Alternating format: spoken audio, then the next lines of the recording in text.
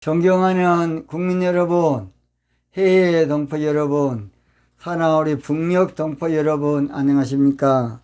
저는 대통령의 정치의식이라는 제목으로 정치판을 혁명하고자 하는 부족한 사람 최옥성 목사입니다.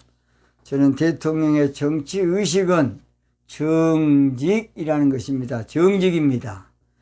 홍익사상 정직 정치는 우리나라 사명이고 아이덴티티 정체성이고 우리나라 가장 귀한 보고이고 우리나라 자산입니다.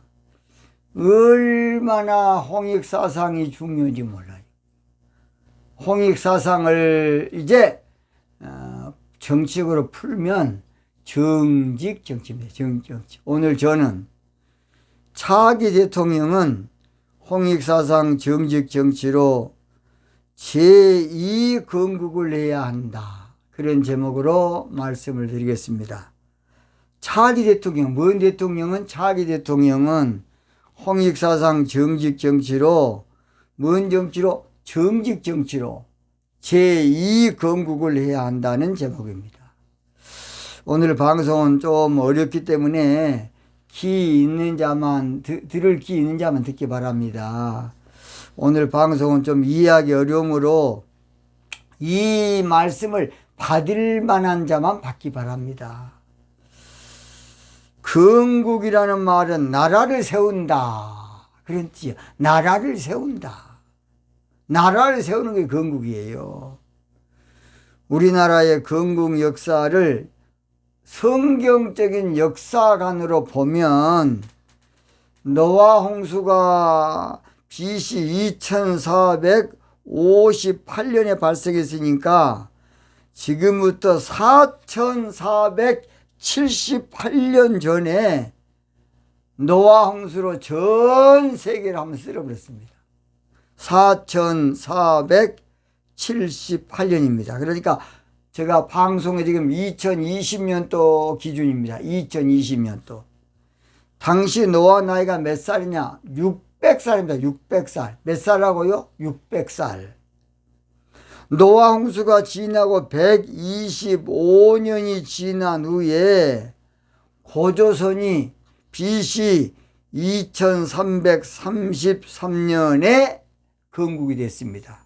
그러니까 노아 홍수 후에 125년 후에 우리나라가 건국이 된 겁니다. 그러니까 지금부터 4353년이 되겠습니다. 4353년. 당시 우리나라를 건국할 때에 당군 왕검이 우리나라를 건국할 때에 노아의 나이가 몇 살이었느냐? 725살입니다. 725살. 그래서 노아는 950세에 이제 죽습니다. 창세기 9장 28절 홍수의 노아가 350년을 지내었고 29절 향년이 950세에 죽었더라. 그러니까 노아가 950살 살았어요. 이게 상당히 그 당시는 뭐 많이 산 거 아니지만 그래도 많이 살았습니다. 그런데 고조선 건국 이전에 BC 2357년에 큰 사건이 하나 생겨요. 뭔 사건? 큰 사건이 생긴다고요. 바로 그 사건이 유명한 바벨탑 사건입니다. 신할 평지에 그 당시에 인류가 적으니까 전 인류가 뭉쳐가지고 다시는 우리가 홍수로 멸망당하지 않기 위해서 우리가 탑을 높이 쌓자. 바벨탑을. 그래 높이 쌓아가지고 하나님을 꼼짝도 못하게 하나님을 대적하는 탑을 쌓은 겁니다. 하나님은 사람을 심판하는 신이니까 나쁜 신이니까 우리가 탑을 높이 쌓아가지고 하나님 이겨버리자 하고 쌓은 것이 바벨탑이다. 바벨탑. 그런데 바벨탑 사건을 인간이 하나님 배제하고 쌓지만은 얼마 못 가서 그냥 다 무너집니다. 다 무너져요. 결국 하나님의 개입으로 무너지고 그로부터 24년이 지난 후에 고조선이 건국이 됩니다. 몇 년? 24년. 인류는 바벨탑 사건이 있은 후에 언어 혼잡에 따라서 언어가 통하는 사람들끼리 흩어져서 도시를 이루고 또 그 인구가 많아지면 그 다음에 이제 나라가 된 거예요. 창세기 11장 9절 그러므로 그 이름을 바벨이라 하니 이는 여호와께서 거기서 온 땅의 언어를 혼잡케 하셨습니다. 여호와께서 거기서 그들을 온 지면에 흩으셨더라. 그러니까 노아 홍수가 아니고 바벨탑 이후에 인류가 흩어지게 만든 거예요. 인류를. 그러므로 우리나라나 또 다른 나라도 건국설화의 대홍수 사건이 늘 인도도 마찬가지고 한마디로 말해서 역사가 몇천 년 된 나라는 다 홍수설화가 한마디로 건국 이념 그 스토리 가운데서 다 나와 있습니다. 노아의 후손인 욕단은 바벨탑 사건 당시 이미 또 동쪽으로 이동했다는 사람이 있습니다만은 바벨탑 사건 이후에 한단곡에 나온 것처럼 중앙아시아 중앙에 황국을 이루다가 그 다음 배달국에서 그 다음에 뭔 나라냐? 조선을 세운 거예요. 그걸 봐서는 잘 들어요. 황국이 바벨탑 사건 전에 그저 이전이 아니고 겪은 거 아니고 바벨탑 사건 전에 동쪽으로 이동한 그런 민족이 아니었는가 싶습니다. 왜냐? 한국도 상당히 됐거든요. 그러니까 어떤 면에서는 이 한국이란 나라도 여러분 그 지금 러시아입니다. 러시아 카스피해라는 그 아주 큰 호수가 있는데 그 근처에서 사실 상당히 고원지대지요. 고원지대. 노아 홍수 후에 사람들이 늘 물이 무서우니까 고원지대에 살았어요. 고원지대에서. 그래서 거기서 황국을 이루고 그 사람들은 바벨탑 쌓았는데 안 갔다고 봅니다. 그 한국에서 배달국에서 조선이 아침의 나라입니다. 조선이 생겼다고 저는 봅니다. 그런데 중국 최초의 국가인 하나라는 나라가 있어요. 중국 최초 국가입니다. 중국 최초 국가 하나라 우임금 시절에 쓴 역사서가 있는데 그 역사서 이름이 산해경입니다. 산해경. 그러니까 중국 역사의 가장 고서예요. 고서. 산해경이에요. 산해경에 보면 BC 2070년에 고조선의 기록이 나오는데 고조선은 중국 하나라가 생기기 전인 263년 전에 건국됐다고 산해경의 기록. 그러니까 우리나라가요 중국보다 약 300년 앞선 나라 여러분.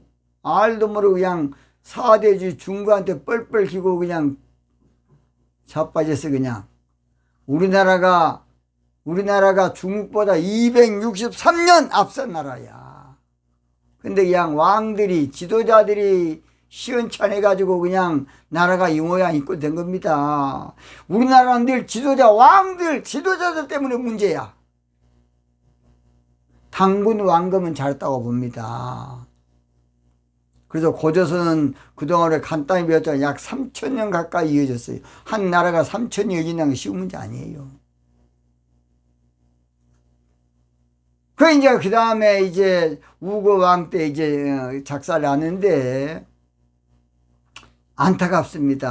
한무지한테 끝장났지요. 그래서 우리나라의 역사 기록이 우리는 없어요. 우리는 책이 없다니까요.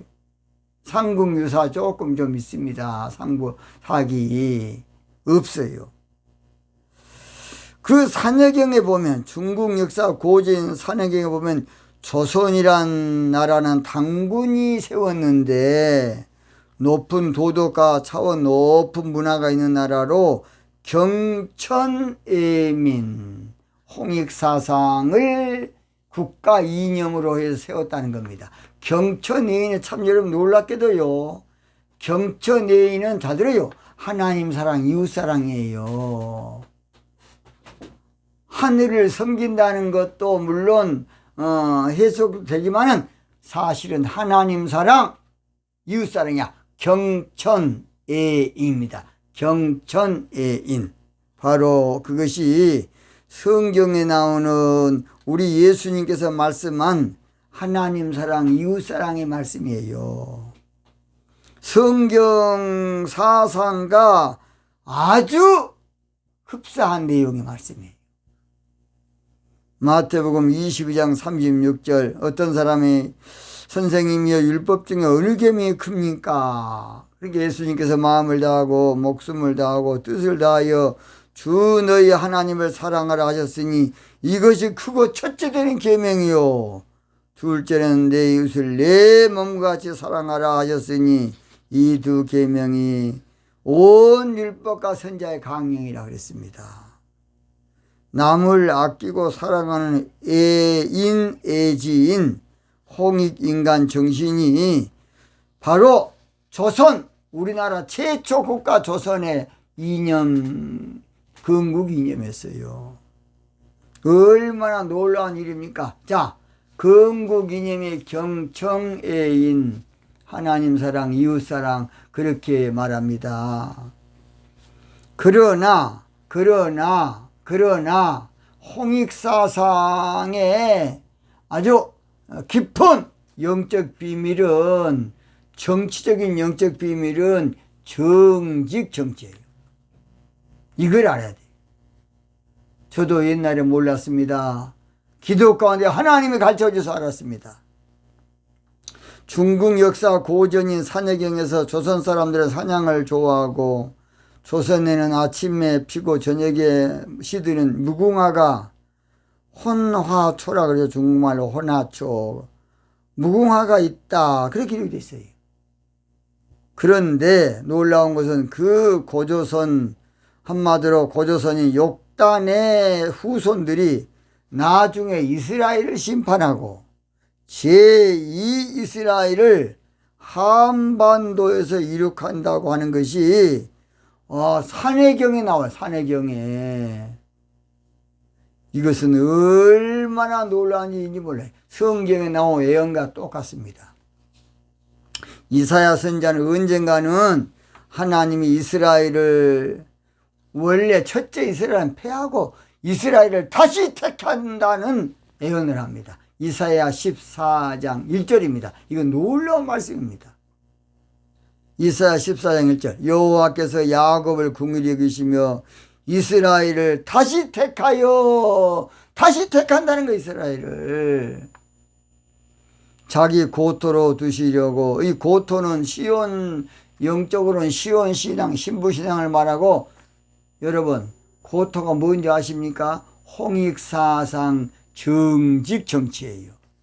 뭔 사상? 고토가 뭐라고요? 정치적으로는 홍익사상 정직 정치입니다. 스가랴 선지자도 언젠가는 성지 예루살렘이 다시 택해진다고 스가랴 2장 12절에 말씀했어요. 이게 참 놀라운 말이에요. 스가랴 2장 12절, 여호와께서 장차 유다를 지하여 거룩한 땅에서 자기 소유를 삼으시고 다시 예루살렘을 택하시리니, 다시 성지를 택한다는 거예요, 여러분. 왜냐? 이스라엘을 다시 택했으니까 또 예루살렘 다시 택해지겠죠. BC 2.8년경 고조선 시대에 발견된 기와장의 와당에도 성도가 모여 기도함으로 하나님의 나라가 회복된다. 그렇게 기록됐다 그럽니다. 얼마나 놀라운 일입니까? 그 성경의 언약의 자손들은 과연 고조선 건국의 주역들인가? 그 유튜브 보면 또 그거 나와 있어요. 제가 하는 말이 아니고 한번 보세요. 이제 기와장이가 성도가 모여 기도함으로 하나님 나라가 회복된다. 얼마나 놀라운 말입니까? 그래서 스가랴 선지자는 다시 택한 성지 예루살렘은 그 나라는 시온 즉 신부신앙이 이루어질 나라라고 무섭게 예언하고 있어요. 한번 찾아보세요. 스가랴서 1장 17절. 다시 외쳐이르기를 만군의 여호와의 말씀에 나의 성읍들이 넘치도록 다시 풍부할 것이라. 여호와가 다시 시온을 안위하며 다시 예루살렘을 택하리라. 시온을 안위한다는 말은 바로 신부신앙이 이루어진다. 안위한다는 말은 신부들을 이루하기 위해서 신부신앙이 거기서 될 것이고 다시 예루살렘을 될 것이다. 정치적으로 성지가 될 것이다. 그 말이 사실. 그런데 왜 성경에 묻혀졌느냐? 성경이 왜 묻혀졌느냐? 성경 기록이요. 이스라엘 중심으로 형성이 되어 있고 바로 구약 성경은 12지파 중심으로 엮어진 책이에요.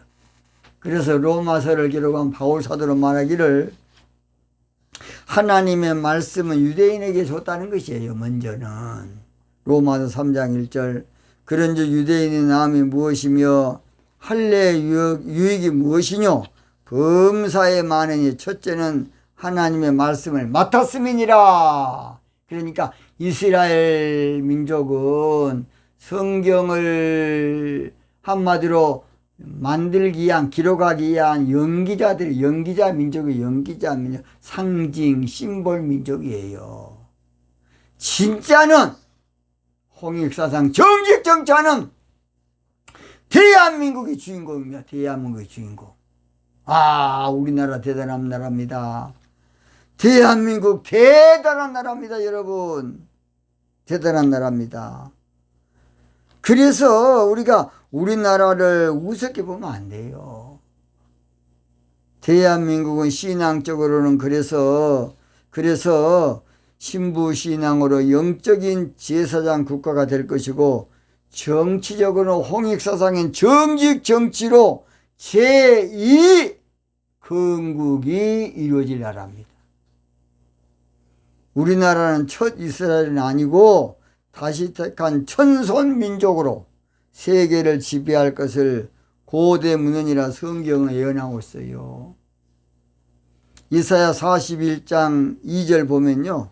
이사야 선지자는 우리나라를 동방 또는 해도는 나라로 예언하는데 하나님이 쓴다는 거예요. 이사야 41장 2절 누가 동방에서 사람을 일으키며 동방에 사람을 일으킨다. 이사야 41장 25절에는 내 이름을 부르는 자를 해 돋는 데서 오게 하나니 동방 해 돋는 데는 일본 사람이 일본이다. 한국은 한국이라는데 왜 한국이냐. 이사야 선지자는 이사야 41장 9절에 쐐기를 딱 박아놨어요. 내가 땅끝에서 너를 붙들며 땅 모퉁이에서 너를 부르고. 그러니까 땅끝은 우리나라거든. 일본 아니에요. 일본은 섬이지 않습니까? 땅 모퉁이도 대한민국이에요. 그래서 너를 부르고 내게 이르기를 너는 나의 종이라. 하나님의 사명의 나라다 그 말이에요. 우리나라는 홍익사상 도의 정치로 앞으로 세계를 지도하고 세계를 선도하고 이끌어가고 세계를 계도해 나가고 바로잡아 나가고 회복시키고 세계를 구원하게 될 한마디로 치료하게 될 그런 나라가 대한민국. 잘 보세요 여러분. 앞으로 저는 기도하는 목사로서 중국도 끝장나고 미국도 이제 중국 잡아놓고 이제 그 다음에 또 찾으세요. 이번 이런 것처럼 내전으로 미국도 앞으로 힘을 잃게 됩니다. 일본도 그저 얼마 못 가서 끝나요. 러시아도 오래 가지 않아요. 앞으로 극부상할 나라가 세계에서 대한민국입니다. 그러니까 차기 대통령만 잘 뽑으면 됩니다. 차기 대통령만 잘 선출하면 돼요. 우리나라 우스운 나라가 아니고 예사스러운 나라가 아니고 별 볼 일 없는 나라가 아니고 아무것도 아닌 나라가 아니에요. 일찍이 아시아의 황금시기에 빛나던 등불의 하나인 코리아여, 그 등불 다시 한번 켜지는 날에 너는 동방의 밝은 빛이 되리라. 인도의 시성 타고르입니다. 타고르. 이 사람은 애언가예요. 시인이 아니라 애언가라고요. 애언가. 그래도 이 사람이 깐디 보고 마트마라는 말을, 이 타고르가 지어준 말이 마트마예요. 깐디한테. 원래 마트마는 이름 아니에요. 타고르가 지어준 이름이라고요. 붙여준 이름. 그래서 언젠가는 대한민국은 동방의 등불로 전 세계를 비칠 날이 오게 될 것이다. 그렇게 말하고 있어요. 바로 그때가 홍익사상 정직 정치가 켜질 때고, 정직 정치로 비춰질 때고, 정직 정치로 세계를 책임지게 될 것입니다. 대한민국은 메시아의 나라로서 천손민족이야. 천손민족. 우리나라는 메시아 나라입니다. 마지막 때에 천손민족이에요. 단군 왕검 때에 제1건국이 홍익사상으로 세워졌다 그러면 제2건국은 홍익사상이 풀어져서, 어째서?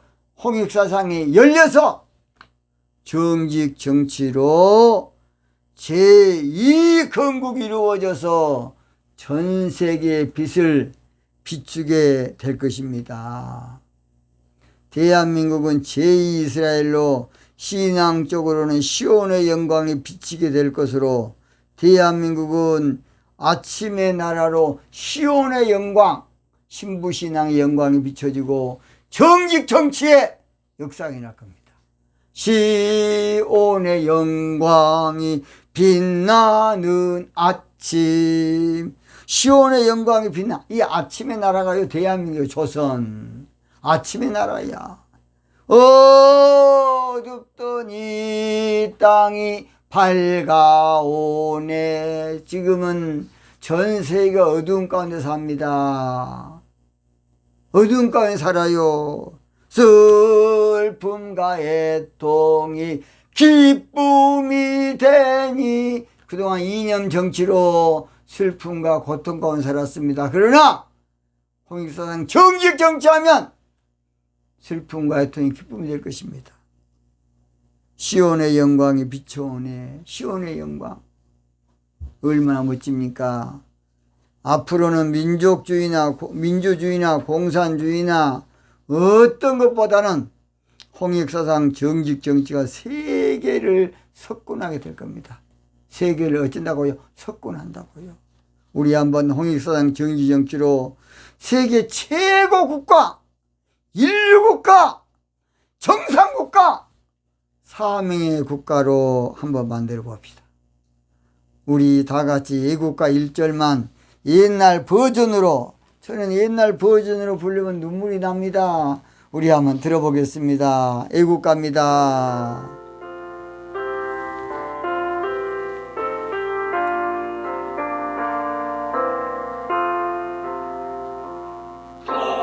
예물과 백두산이 마르고 닳도록 하나님이 보호하사 우리나라 만세. 무궁화 삼천리 화려강산 대한 사람 대한으로 길이 보전하세. 얼마나 눈물 난지 모르겠습니다. 자, 이제 구호함 외치고 마치겠습니다. 자기는 홍익사상 정치로 제2 건국을 이룰 대통령을 뽑기 위해서 일어서자! 일어서자! 일어서자!